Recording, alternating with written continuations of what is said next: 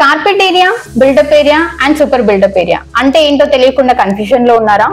మీకు builder 1700 SFT లో flat madam అని చెప్పి వెళ్తే మీకు జస్ట్ అక్కడ వెళ్ళాక 1200 SFT లో మాత్రమే స్పేస్ ఉందా అంటే మిమ్మల్ని బిల్డర్ మోసం చేస్తున్నాడా? Let's see.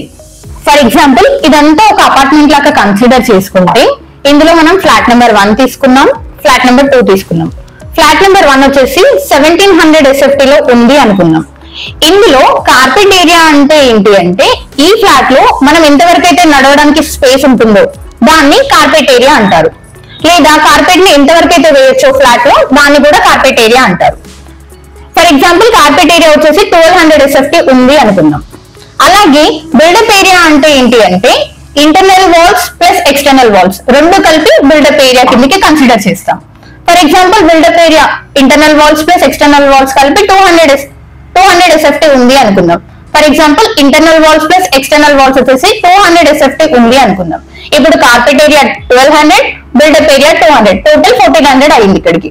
ఇప్పుడు సూపర్ బిల్డప్ ఏరియా అంటే సూపర్ బిల్డప్ ఏరియా అంటారు లేదా కామన్ ఏరియా అంటారు. సూపర్ బిల్డప్ ఏరియా అంటే ఏంటి అంటే కామన్ గా అపార్ట్మెంట్ లో ప్రతి ఒక్కరు యూజ్ చేసుకునే common areas like lift, staircase, setback, watchmen room ఇలా వీటన్నిటిని కలిపి సూపర్ బిల్డప్ ఏరియా అంటారు. ఇవన్నీ కలిపి ఒక 300 SFT లో ఉన్నాయి అనుకుందాం. ఇప్పుడు ఫ్లాట్ 1700 SFT లో ఉంటే ఇందులో 1200 carpet area, 200 built up area plus 300 super built up area ఇది మొత్తం కలిపి 1700 SFT కిందకి వస్తుంది.